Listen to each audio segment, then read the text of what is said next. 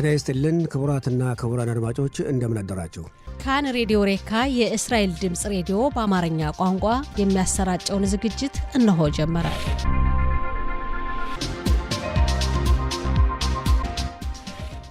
ጤና ይስጥልን ክቡራትና ክቡራን አድማጮቻችን እንደምን አደራችሁ። እለቱ እንደ ዕብራውያን ዘመን አቆጣጠር ዮም ሸኒ ዩዳሌፍ በኪስሌቭ ታፍሽን ፔቫቭ ሲሆን እንደ አውሮፓ ዘመን አቆጣጠር ዲሴምበር 1 ቀን 2025 ዓ.ም ነው። እንደ ኢትዮጵያ ዘመን አቆጣጠር ደግሞ ህዳር 22 ቀን 2018 ዓ.ም ነው። የጧቱ ስርጭታችን እነሆ ጀመረ። የቴክኒክ ባለሙያችን ሻይ ኮጋን ሲሆን የስቱዲዮ ተረኛ አስተናጋጆች ሰጠኝ ዘመንና ወርቅነሽ እሸቴንን። ያሉን ዝግጅቶች በቅድሚያ ዜና እናሰማና ከዛም የጋዜጦች አምድ ይቀርባል። ወቅታዊ ዘገባ እናቀርብና ከአድማጮች ጋር የስልክ ውይይት ይኖረናል። ስርጭታችን እንደተለመደው እስከ 7 ሰዓት ድረስ ይቀጥላል። አብራችሁን ቆዩ። አሁን የጧቱ ዜና በሰጠኝ ዘመነ ተዘጋጅቶ ይቀርባል። አመሰግናለሁ ወርቅነሽ። አርዕስተ ዜና።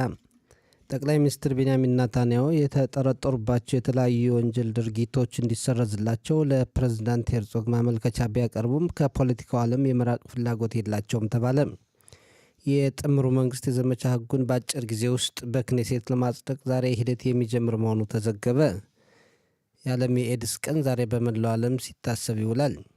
የሶሪያው ፕሬዝዳንት አህመድ አሻራ እስራኤል የባሻር አልአሳድ አስተዳደር መገርሰሱን አልወደደችም በማለት ተናገሩ። የሚሉት የሰዓቱ ዋና ዋና ዜናዎች ናቸው። ዝርዝሩ እንሆ።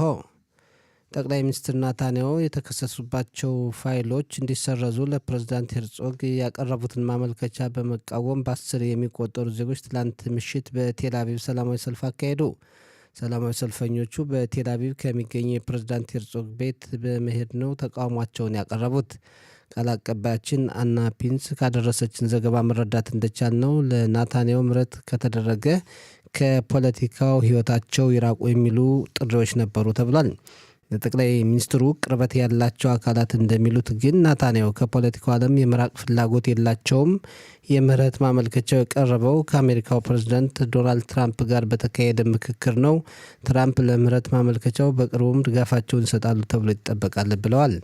ቃል አቀባያችን ሱሌይማን ማስዌዴ ካደረሰን ዘገባ መረዳት እንደቻል ነው የአሜሪካው ፕሬዝዳንት ዶናልድ ትራምፕ የጠቅላይ ሚኒስትር ኔታንያሁ የክስ ፋይል እንዲሰረዝ ጥሪ ካቀረቡ በኋላ በአሜሪካው ነጩ ቤተ መንግስትና በእስራኤሉ ፕሬዝዳንት ሄርዞግ ጽሕፈት ቤት መካከል ውይይት አልተካሄደም ተብሏል። ጠቅላይ ሚኒስትር ኔታንያሁ ትላንት ያቀረቡት የምህረት ይሰጠኝ ማመልከቻ ድጋፍና ተቃውሞን ሲያስተናግድ ውሏል። ጠቅላይ ሚኒስትር ኔታንያሁ የቀረቡባቸው የክስ ፋይሎች ለማሰረዝ ለፕሬዝዳንት ሄርዞግ ባቀረቡት ማመልከቻ ዙሪያ ካን ዜና ክፍል በጉዳዩ ከህዝብ ላይ ግምገማ ማካሄዱን አስታወቀም። በምህረቱ ደብዳቤ ዙሪያ የካንታር ተቋም ከካን የዜና ክፍል ጋር በመተባበር ከህዝብ ላይ ግምገማዎችን አካሂዷል። ከተጠየቁት ዜጎች መካከል 43 ከመቶ የሚሆኑት ይቅርታውን ይቃወማሉ፣ 38 ከመቶ የሚሆኑት ደግሞ የክስ ፋይሎች እንዲሰረዙ ይደግፋሉ፣ 19 ከመቶ የሚሆኑት ምንም አይነት አቋም የላቸውም ተብሏል። ይህ በእንዲህ እንዳለ ብሔራዊ የክኔሴት ምርጫ ትላንት ቢካሄድ ኑሮ ማንን ይመርጣሉ ብሎ የካንተር ተቋም የህዝብ ግምገማ አካሂዷል። በግምገማው መሰረት የሊኩድ ፓርቲ 27 የክኔሴት መቀመጫዎችን ሲያገኝ ይህም ባለፈው ጊዜ ከነበረው የህዝብ ላይ ግምገማ ተመሳሳይነት አለው ተብሏል። የተለያዩ አቋም ባላቸው ፓርቲዎች መካከል አሁን በጥምሩ መንግስት ያሉት ፓርቲዎች በመጠናከር 52 የክኔሴት መቀመጫዎችን የማግኘት አቅም ነበራቸው ተብሏል። የጥምሩ መንግስት የዘመቻ ህጉን በአጭር ጊዜ ውስጥ በክኔሴት ለማጽደቅ ዛሬ ሂደት ይጀምራል ተባለ። በክኔሴት የውጭና ደህንነት ቋሚ ኮሚቴ በዘመቻ ህጉ ዙሪያ ዛሬ ውይይት ይጀምራል። ማሻሻያ የተደረገበትን ረቂቅ ህግም ለኮሚቴ አባላት አቅርቦ ይመክርበታል ተብሏል። ከጠቅላይ ሚኒስትሩ ጋር ቅርበት ያላቸው አካላት እንደሚሉት የጥምሩ መንግስት የዘመቻ ህጉን በ45 ቀናት ውስጥ በክኔሴት እንዲያልፍ የማድረግ እቅድ አለው ብለዋል። ቃል አቀባያችን የአራ ሻፒራ ካደረሰችን ዘገባ መረዳት እንደቻል ነው የጥምሩ መንግስት የዘመቻ ህጉን በፍጥነት ማጽደቅ የሚፈልገው በህብረተሰቡ ዘንድ ያለው መወያያ አጀንዳ እየተጠናከረ በመሄድ እስከ መጪው የክኔሴት ምርጫ ድረስ ጉዳት ያደርሳል በሚል ስጋት ነው። በአውሮፓ አህጉር የምትገኘው አየርላንድ ዋና ከተማ ደብሊን ከንቲባ ሬይ ማክዳም በሃይም ሄርዞግ ስም የተሰየመው ፓርክ ስም መቀየርን ለሌላ ጊዜ ያራዘሙ መሆኑን አስታወቁ። በደብሊን ከተማ የሚገኘው ፓርክ በስድስተኛው የእስራኤል ፕሬዝዳንት ሃይም ሄርዞግ ስም የሚጠራና ከአጠገቡም የይሁዲ ትምህርት ቤት የሚገኝበት መሆኑ ይታወቃል። የደብሊን ከተማ ሸንጎ አባላት በሃይም ሄርዞግ ስም የሚጠራውን ፓርክ የነጻዋ ፍልስጤም ፓርክ ብለው ለመሰየም ሀሳብ አቅርበው ተቃውሞና ድጋፍ አስተናግደዋል። ቃል አቀባያችን ዶቭ ጊልሃር ካደረሰን ዘገባ መረዳት እንደቻልነው የደብሊን ከተማ ሸንጎ አባላት የፓርኩን ስም ለመቀየር ያነሱት ሀሳብ በእስራኤልና አሜሪካ ዘንድ ከፍተኛ ተቃውሞ ገጥሞታል። የአየርላንድ ጠቅላይ ሚኒስትር ማሂኤል ማርቲን ትላንት በሰጡት መግለጫ በሃይም ሄርዞግ ስም የሚጠራውን ፓርክ ስም ለመቀየር የቀረበው ሀሳብ የአየርላንድ ይሁዶችን ክብር የሚነካ ነው፣ ሂደቱም ከጸረ ሴማዊ እንቅስቃሴ ሊቆጠር ይችላል በማለት ትክክለኛ አካሄድ አለመሆኑን ተናግረዋል። የዓለም የኤድስ ቀን ዛሬ በመላው ዓለም ሲታሰብ ይውላል። የኤድስ ቀን በዓለም አቀፍ ደረጃ የሚታሰበው ዜጎች ተላላፊ በሆነው HIV ቫይረስ እንዳይያዙ አስፈላጊውን ጥንቃቄ እንዲያደርጉ ብሎም በቫይረሱ የተያዙትና ለኤድስ በሽታ የተዳረጉትን ዜጎች አስፈላጊውን እንክብካቤ ለመስጠት ነው። የእስራኤል የጤና ጥበቃ ቢሮ እንዳስታወቀው ባለፈው ዓመት በሀገሪቱ በቫይረሱ የተያዙ ዜጎች ቁጥር በ22 ከመቶ ቀንሷል። በ2024 ዓ.ም በቫይረሱ የተያዙ ዜጎች ቁጥር 320 ብቻ ናቸው ብሏል። የዓለም የጤና ጥበቃ ድርጅት በበኩሉ ባለፈው ዓመት ብቻ በዓለም ላይ 1,300,000 ዜጎች በቫይረሱ ተይዘዋል ብሏል። HIV ኤድስ መተላለፊያ መንገዶቹ ብዙ ቢሆኑም በዋናነት በግብረ ስጋ ግንኙነት በሚተላለፍ በመሆኑ ጥንቃቄ የጎደለው ግንኙነት ቫይረሱን ከአንዱ ወደ ሌላው የማስተላለፍ አቅም እንዳለው ይታወቃል። በዓለም ላይ ከ40 ሚሊዮን በላይ ዜጎች ከHIV ኤድስ ጋር ይኖራሉ ተብሏል። የሶሪያው ፕሬዝዳንት አህመድ አሻራ እስራኤል የባሻር አልአሳድ አስተዳደር መገርሰሱን አልወደደችም በማለት ተናገሩ። የሶሪያው ፕሬዝዳንት ወቅታዊውን የሀገራቸውና እስራኤልን ሁኔታ በማስመልከት በሀለብ ከተማ በነበረ ዝግጅት ተገኝተው ሲናገሩ እስራኤል የቀድሞውን የሶሪያን ፕሬዝዳንት ባሻር አልአሳድ አስተዳደር መገርሰስ አልወደደችም፣ አሳድ ወንበራቸውን እንዳይለቁም እርምጃዎችን ወስዳለች። በእስራኤል አንዳንድ አካላት በኩል ብዙ የመረዳት ችግር አለ። እስራኤል የተወሰነ የሶሪያን ክፍል ማፈራረስ የምትችል ይመስላቸዋል። ይሁን እንጂ አሁን ባለው ተጨባጭ ሁኔታ የማይቻል ነገር ነው። ሶሪያ አሁን ራሷን እንደገና እየገነባች ነው። ሀገሪቱም ደካማ አይደለችም። አሁን ሶሪያ የምትፈልገው ሰላም፣ ደህንነትና መረጋጋት ነው።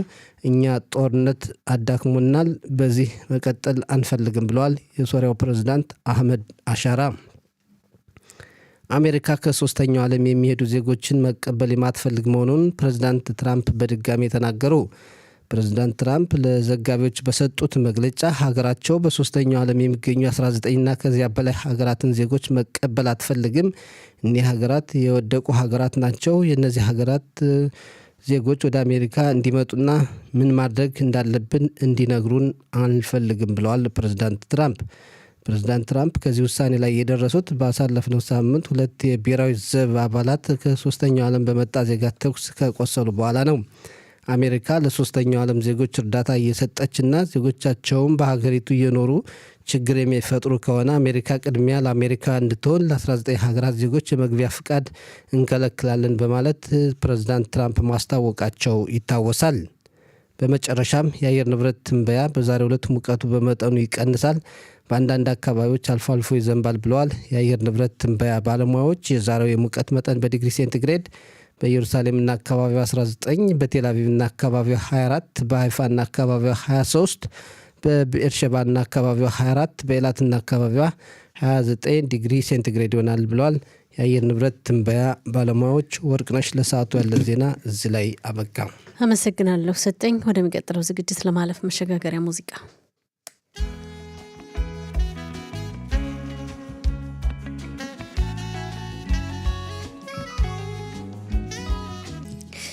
የተከበራቸው አድማጮቻችን ስርጭታችን እንደቀጠለ ነው። አሁን ደግሞ ጋዜጦች በዛሬ እትማቸው ለአንባቢያን ያቀረቧቸውን ዋና ዋና ርዕሰ ጉዳዮች እንመለከታለን። 3 ዕለታዊ ጋዜጦች ደርሰውናል። የዲዮታ ሀሮኖት፣ እስራኤል አየሁምና ማሪቭ። እንግዲህ 3ቱም ጋዜጦች በመጀመሪያ ገጻቸው ላይ ለአንባቢያን ያቀረቧቸውን ዋና ዋና ርዕሰ ጉዳዮች እንመለከታለን። የዲዮታ ሀሮኖትን ስንመለከት በመጀመሪያ ገጹ ላይ ካቀረባቸው ዋና ዋና ርዕሰ ጉዳዮች መካከል ጠቅላይ ሚኒስትር ቢንያሚን ኔታንያሁ በተከፈተባቸው የክስ መዝገቦች ላይ ለትናንት ለፕሬዝዳንት ይስሐቅ ሄርዞግ ያው እንዲሰረዙላቸው ሁሉም የክስ መዝገቦች እንዲሰረዙላቸውና ምህረት እንዲደረግላቸው ያቀረቡትን ጥያቄ የሚመለከት ነው። ይሄ ጥያቄ በእርግጥ ይሄ ሀሳብ ሁሉም ጋዜጦች ላይ በመጀመሪያ ገጹ ላይ ዋና ርዕሰ ጉዳይ ሆኖ የተጠቀሰ ሀሳብ ነው። የዲዮታ ሀሮኖት ምን ይላል? በፕሬዝዳንቱ በኩል የተምታታ ሀሳብን ቀርቧል። ይህ የይቅርታ እንዲደረግላቸው ጠቅላይ ሚኒስትሩ ያቀረቡት ጥያቄ የተምታታና ምናልባት ደግሞ ተጽዕኖ ሊፈጥር የተለየ ከተለመደው ከመደበኛው ጥያቄ የተለየ ስሜትን ፈጥሯል ይላል።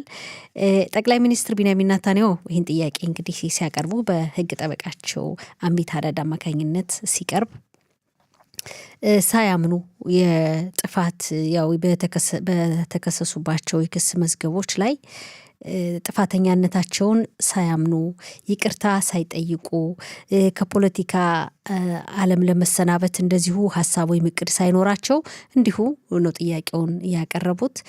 ከዚህ በፊት በተደጋጋሚ ፍርድ ቤት በመቅረብ የክስ መዝገቦች እስኪዘጉ ድረስ እስከ መጨረሻው ድረስ እንደሚከራከሩ በተደጋጋሚ ተናግረው ነበር ይላል።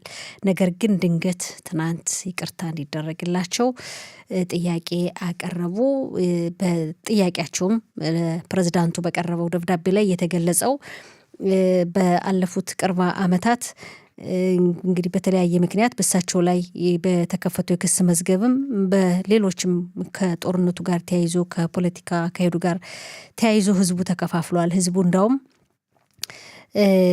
ታላላቅ የባለስልጣን መስሪያ ቤቶችን በመቃወምም ተከፋፍሏል እና ህዝቡን አንድ ለማድረግ በሚል ምክንያት ነው ያቀረቡት። በሳቸው ላይ በተከፈተው የክስ መዝገብም ይደግፋልም ይቃወማልና በዚህ መካከል ህዝቡ ስለተከፋፈለ ምናልባት ይሄ የፍርድ ሂደት ቢዘጋ መጨረሻ ላይ ቢደረስ ህዝቡ አንድ ሊሆን ስለሚችል አላማቸው ይሄ እንደሆነ ህዝቡን አንድ ለማድረግ ሀሳብ እንዳላቸው በዚህ ምክንያት ነው ይቅርታ እንዲደረግላቸው ወይም የፍርዱ ሂደት እንዲያልቅ እንዲጠናቀቅ እንዲዘጋ ያቀረቡት ሀሳቡን ይላል። ምክንያታቸው ይሄ ነው እንጂ እስከ መጨረሻው ቢሄዱ ኑሮ ያሸንፉ ነበር፣ ግን ባጭሩ ህዝቡ አንድ እንዲሆን ስለፈለጉ ነው ይላል። እንግዲህ እየቀረበባቸው ያለ ቅሬታ ወይም ይቅርታ አልጠየቁም፣ በጥፋተኝነታቸው አላመኑም፣ ፖለቲካ ዓለም ለመሰናበትም ሀሳብ የላቸውም፣ አልጠየቁም፣ እንዲሁ ህዝቡ አንድ እንዲሆን የሚል ምክንያት ነው ያቀረቡት ይላል። እንግዲህ የፕሬዝዳንቱም የተለያየ አማራጭ እንዳላቸው ያው የተምታታ ሀሳብ ውስጥ እንደሆኑ ቅድመ ሁኔታዎችን ለማቅረብም እንደሚችሉ በተምታታ ሀሳብ ውስጥ ናቸው። ቅድመ ሁኔታዎች ሲባል እንግዲህ ምህረት ሲደረግላቸው የክስ ፋይሎች ሲዘጉ ጠቅላይ ሚኒስትሩ ደግሞ ምን ማድረግ አለባቸው፣ ይሄን ያድርጉ፣ የክሱ ሂደት ይዘጋል የሚል ሀሳብ ለማቅረብ እያሰቡበት ነው ይላል። እንግዲህ ቆየት ብለንም አዳዲስ የወጡ መረጃዎች ካሉ በዚህ ዙሪያ ጋዜጦች ካቀረባቸው ዘገባዎች በተጨማሪ እንመለከተዋለን። ይሄ ጉዳይ በአጠቃላይ እንግዲህ ተቃውሞም ድጋፍም እየገጠመው ነው በህብረተሰቡ ውስጥ። ጠቅላይ ሚኒስትሩ ህዝቡ ስለተከፋፈለ አንድ ለማድረግ በሚል ምክንያት ቢቀርቡም አሁንም ደግሞ ትናንት እንግዲህ ይቅርታ ይደረግልኝ ጥያቄ ከቀረበ በኋላ የሚቃወምም የሚደግፍም ህዝብ እንዳለ በሰፊው ይታያል። ሌላው የዲዮታ ሀሮኖት ያቀረበው ርዕሰ ጉዳይ የሽባ ተማሪዎች የሀረሪ ማህበረሰብ እንግዲህ ሃይማኖት ትምህርት ቤት ተማሪዎች በመከላከያ ሰራዊት ውስጥ መደበኛ ውትድርና እንዲያገለግሉ የሚለው ሀሳብ አሁንም ሰፊ ውዝግብ ፈጥሯል። ይህም በሚመለከት የክነሴቱ የውጭና የደህንነት ኮሚቴ ያረቀቀው ህግ አለ። ዛሬ ጀምሮ ውይይት ይካሄድበታል። ያረቂቅ ህግ ያው ህግ ሆኖ እንዲጸድቅ ይላል። ግን ይሄ ህግ የመከላከያ ሰራዊቱን ጥያቄ የሚፈታ ሳይሆን የሽባ ተማሪዎች ያቀረቡትን ሀሳብ ተቀባይነት እንዲያገኝ የሚያደርግ ነው። ከአገልግሎት ከብሔራዊ ውትድርና አገልግሎት ነፃ እንዲሆኑ የሚለው ሀሳብ ያመዘነ ነው እንደረቂቁ ይላል። እነሱን ከአገልግሎት ነፃ ለማድረግ እንጂ መከላከያ ሰራዊቱ ያለበትን የሰው ኃይል እጥረት ችግር የሚፈታ አይደለም የሚል ሀሳብ አቅርቧል። ይህ ጉዳይም እንደዚሁ በሌሎች ጋዜጦች ሁሉ ትኩረት የተሰጠበት ርዕሰ ጉዳይ ነው። ወደ እስራኤል አየሁም ስናልፍ እስራኤል አየሁም እንደዚሁ መጀመሪያ ገጹ ላይ ጠቅላይ ሚኒስትር ቢንያሚን ኔታንያሁ ይቅርታ እንዲደረግላቸው የተከፈቱባቸው የክስ መዝገቦች ሁሉ እንዲዘጉላቸው ያቀረቡትን ጥያቄ በሚመለከት ነው። እንደዚሁ የተለየ ይላል። የተለየ ጥያቄ ነው የጠቅላይ ሚኒስትሩ ጥያቄ ከመደበኛው ይቅርታ ይደረግልኝ ወይም ምህረት ይደረግልኝ ጥያቄ ለየት ያለ ነው። ተጽዕኖም የተለያዩ ተጽዕኖዎችን በተለይ ፖለቲካዊ ተጽዕኖ ሊፈጥር ይችላል። ፕሬዚዳንት ይስሐቅ ሄርጾግም እያሰቡበት ነው። ቅድመ ሁኔታዎችንም ማስቀመጥ ያስፈልጋል። የተለያዩ ጥያቄዎችም እየቀረቡ ነው ይላል። እንግዲህ ጠቅላይ ሚኒስትሩ ያቀረቡት ምክንያት ህዝቡን አንድ ለማድረግ ህዝበ እስራኤልን ተከፋፍሏል። ይሄ በእርሳቸው ላይ የተከፈተው የክስ መዝገብ ሁሉ ቢዘጋ መጨረሻ ላይ ቢደረስ ህዝቡ አንድ ሊሆን ስለሚችል አላማቸው ይሄ እንደሆነ ነው የሚገልጸው። ግን ደግሞ ከፖለቲካ ዓለም እሰናበታለሁ የሚል ቅድመ ሁኔታ የለውም። ምንም አይነት ቅድመ ሁኔታ የለውም እና ያለምንም ቅድመ ሁኔታ እንዲሁ ህዝቡ አንድ እንዲሆን የሚል ምክንያት እንዳቀረቡ ነው የሚገልጸው። እንግዲህ ፕሬዚዳንቱ የተለያዩ ሀሳቦችን ለማቅረብ ቅድመ ሁኔታዎችን አሁንም እያሰቡበት እንደሆነ እየተነገረ ነው። በተቃዋሚ ፓርቲዎች በኩል በመንግስት ተቃዋሚ ፓርቲዎች በኩል ጠቅላይ ሚኒስትሩ ከፖለቲካ ዓለም እንዲሰናበቱና በጥፋታቸው በተከፈቱባቸው የክስ መዝገቦች እንዲያምኑ ያደርጉ፣ ያለዚህ ምህረት እንዳያደርጉ የሚል ጥያቄ ለፕሬዚዳንቱ እያቀረቡ መሆኑ በስፋት እየተገለጸ ነው ያለው።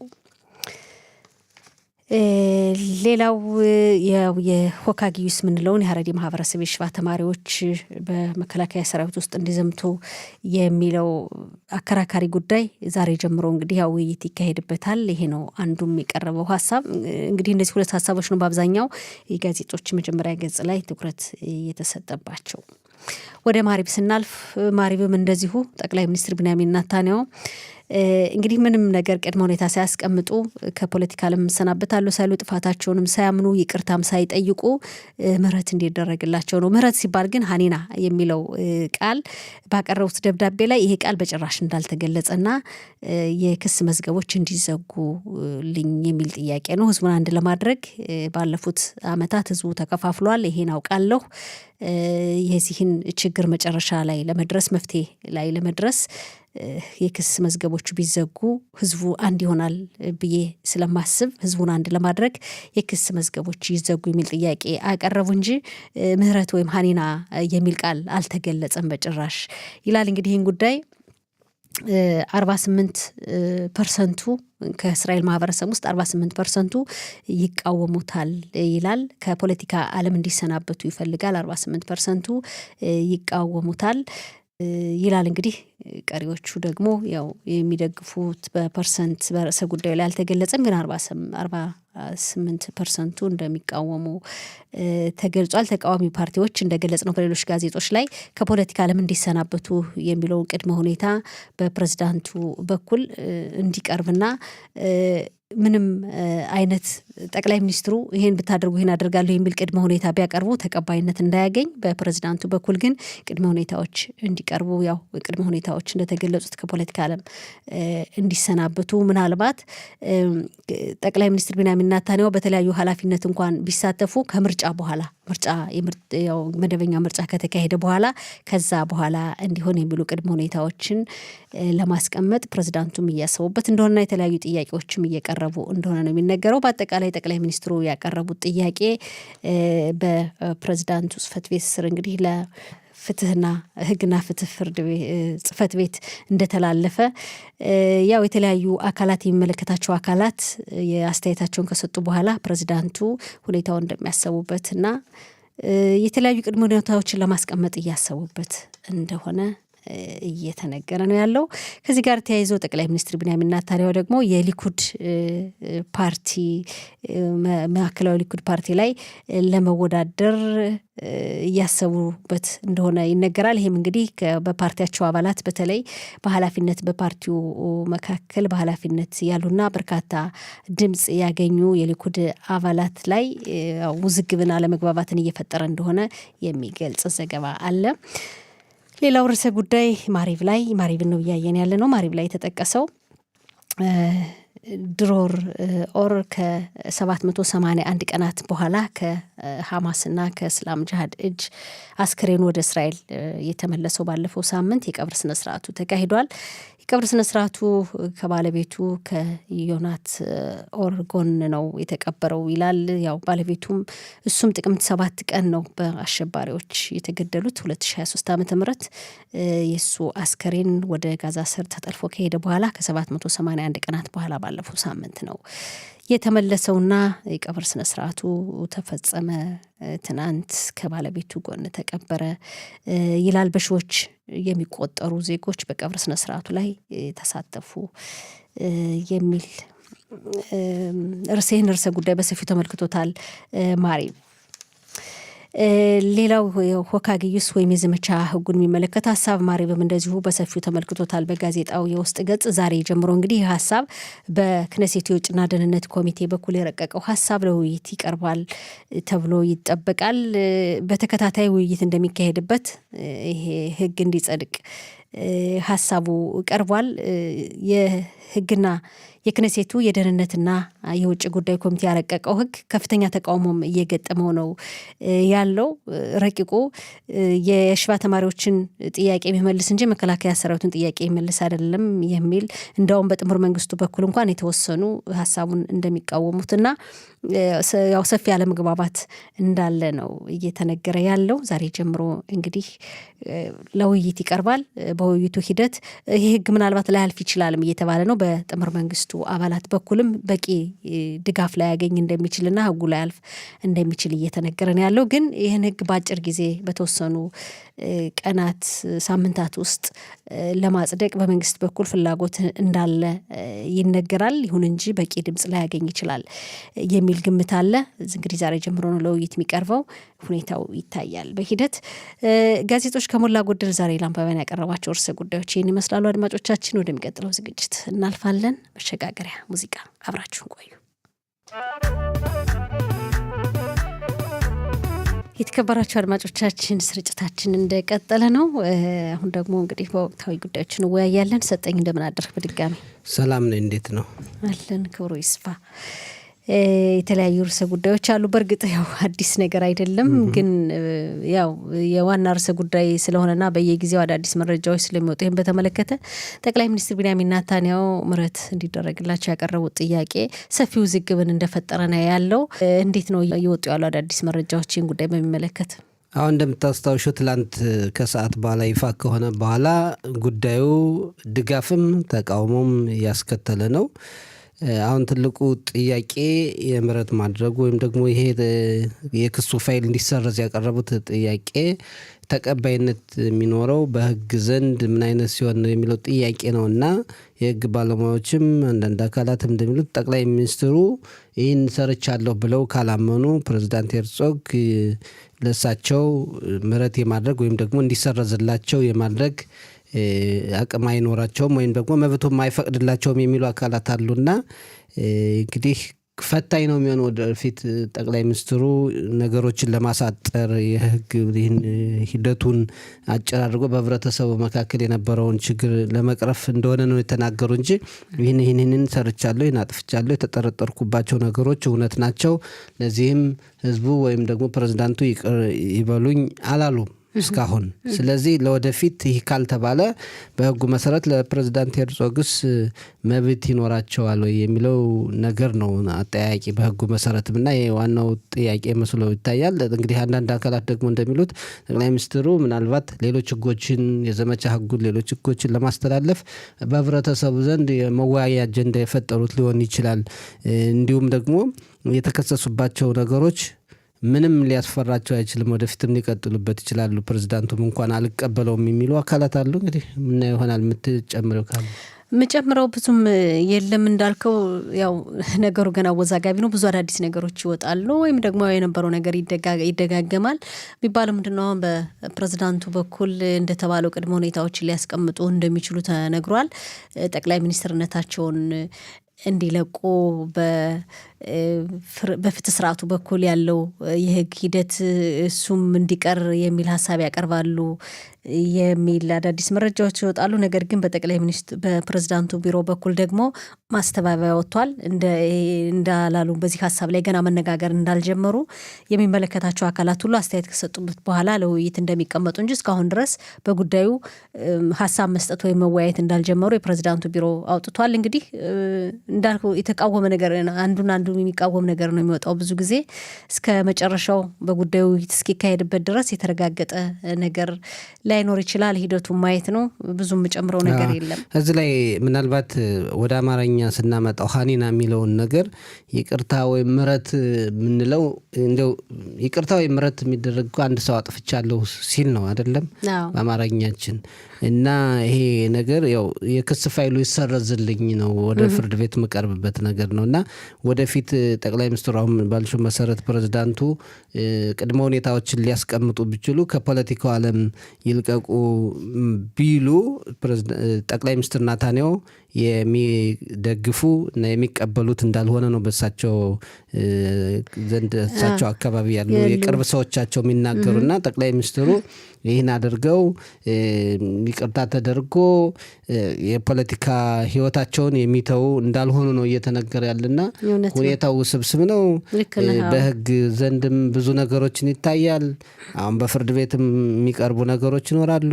ተቃውሞ ብዙ እየቀረባለ ለሳቸው ይቅርታ መደረግ ምሕረት መደረግ የለበትም የሚሉ የዛን ያክል ደግሞ ድጋፍ እየሰጡ አካላት ብዙ ናቸው።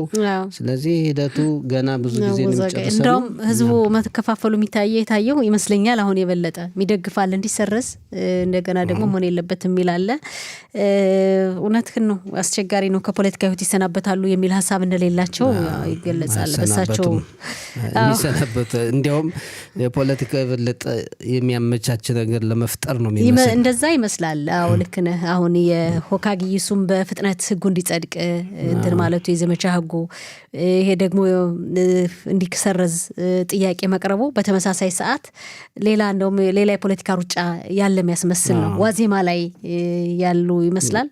ልክ ነሽ። አሁንም መወያያ ርዕሰ ጉዳያችን እሱ ነው። የዘመቻ ህጉን ለማጽደቅ በክኔሴት ውጭና ደህንነት ቋሚ ኮሚቴ ዛሬ ውይይት ይጀምራልና እንደው በ45 ቀናት ውስጥ ለማጽደቅ ተፈልጓል ይባላልና ሩጫው ለምን አስፈለገ የሚሉ አካላትም አሉ። እንዴት ነው እንግዲህ ሩጫው ዞሮ መቼም ፖለቲከኛ ያው ከፖለቲካ ሩጫ ፖለቲካ ጥቅም ጋር ነው ነገሮችን የሚያመዛዝኗቸው እና ጠቅላይ ሚኒስትር ቢንያሚን ኔታንያሁ ደግሞ ብዙ ጊዜ ሲጠየቁ ለምን ከፖለቲካ ለማይሰናበቱም በጣም ብዙ ጊዜ እንደውም ጠቅላይ ሚኒስትር ሆነው እስራኤልን የሚመሯት ለበርካታ ዓመታት ነው ሲባሉ ህዝበ እስራኤል ይወስን ነው የሚሉ ህዝበ እስራኤል በቃ ካለ ካልመረጠኝ ይወስን የህዝቡ ጉዳይ ነው የሚሉት እንጂ የእሳቸውን መቼ ከፖለቲካ በቃ ብለው እንደሚተው ግምታቸውም ሀሳብ ብዙ አይሰማም።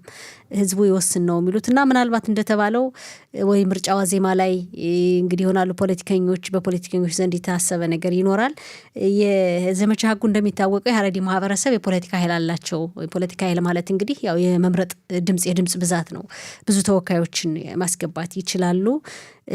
ይህ አካል ደግሞ የሚጠይቀው ጠንካራ ጥያቄ አለ። እንደምናውቀው የሽባ ተማሪዎች በመደበኛ ውትድርና ያገለግሉም ያው ሃይማኖትን ብቻ ይማሩ የሚል ጥያቄ ነው። ይህ ጉዳይ ደግሞ በህብረተሰቡ እንግዲህ በእስራኤል ህዝብ ዘንድ ያው የገጠመውን ተቃውሞ እናያለን። መከላከያ ሰራዊቱም የሰው ኃይል ጥያቄ በተደጋጋሚ እያቀረበ ስለሆነ ይህን ችግር ለመፍታት ያለው አወዛጋቢ ሁኔታ ከባድ ነው። እንደውም ህዝቡን የከፋፈለው ትልቅ ሀሳቤ ነው ማለት ይቻላል። ህዝበ እስራኤል አሁን እየደገፈ አይደለም። የሀረሪ ማህበረሰብ ደግሞ ቁጥሩ ትንሽ አይደለም። በራሱ አንድ ግሩፕ አንድ ክፍል ሆኗል እና ይሄ ጉዳይ ይህን ችግር ለመፍታት የቀረበው ሀሳብ አሁንም ሀሳቡ ብዙም ተቀባይነት እያገኘ አይደለም። በትክክል ጥያቄው የሚመልስ ጉዳይ አይደለም እየተባለ ነው። ግን እንዳልከው ዛሬ ጀምሮ ለውይይት ይቀርባል ረቂቅ ህጉ ተብሏል። የተዘጋጀው ረቂቅ ምን ሊሆን ይችላል? በትክክል ሊጸድቅ ይችላል ወይ? በሂደት የሚታይ ነገር ነው። የጥምር መንግስቱ አባላት ሁሉ እንኳን ሊጸድቅ እንደማይችል ግምታቸውን እየገለጹ ነው ያሉት። አሁን ባለው ተጨባጭ ሁኔታ እንግዲህ ከጥቅምት 7 በኋላ ነገሮች ተቀይረዋል። እስራኤልም ያለችበት ሁኔታ ሌላን ነባራዊ ሁኔታ መፍጠር የሚያስፈልግ ነው። ጠላትም በዛም በዚህ የተጠናከረበትን ሁኔታ እናያለን። እስራኤልን የፈተኑበት ለዛም ደግሞ መከላከያ ሰራዊቱም ከ10 ሺህ በላይ ተዋጊ ወታደሮች እንደሚያንሱት ነው። ህይወት መስዋዕትነት የከፈሉ አሉ፣ ቆስለው በጦረታ ያወጡ አሉ፣ ወደ ጦሩ የማይመለሱ አሉ። ያንን እንግዲህ ለማስተካከል የሰው ኃይል ለመፈለግ በሚዘምቱ ዜጎች ቁጥር መጨመር አለበት። ግን በሌላ በኩል ደግሞ የሀሬዲም ወጣቶች እነሱ ከለመዱት ከኖሩበት አንጻር በአንድ ጊዜ እንደሌላው የማህበረሰብ ክፍል ይህን አድርጉ ማለቱ ደግሞ ትንሽ ችግር ያመጣ ነውና በአንድ በኩል እንግዲህ አሁን ያለው የጥምር መንግስት የሀሬዲም ፓርቲዎችን ላለማጣት ይፈልጋል። በሌላ በኩል ደግሞ እነሱን በሚይዝበት ጊዜ ሌላው መራጭ ህዝብ እኛም ምን እየዘመትን ነው የሚለው ደግሞ ዋጋ እንዲከፍሉ ሊያደርግ የሚችልበት ሁኔታ ስለሚኖር በጥንቃቄ የሚሄዱበት ሁኔታ ያለ ነው የሚመስልና ወደፊት ህጉ እንዴት እንደሆነ እንመለከተዋለን። ግን ዛሬ ውይይት ይጀመራል ተብሏል። የት ይደርሳሉ፣ መቼ ሊጸድቅ ይችላል የሚለውን ያው እኛም ከእለት ከእለት የምንዘግበው ጉዳይ ስለሚሆን ወደፊት እንመለከተዋለን። ጥሩ ሰጠኝ፣ እናመሰግናለን። ወደሚቀጥለው ዝግጅት ለማለፍ ሙዚቃ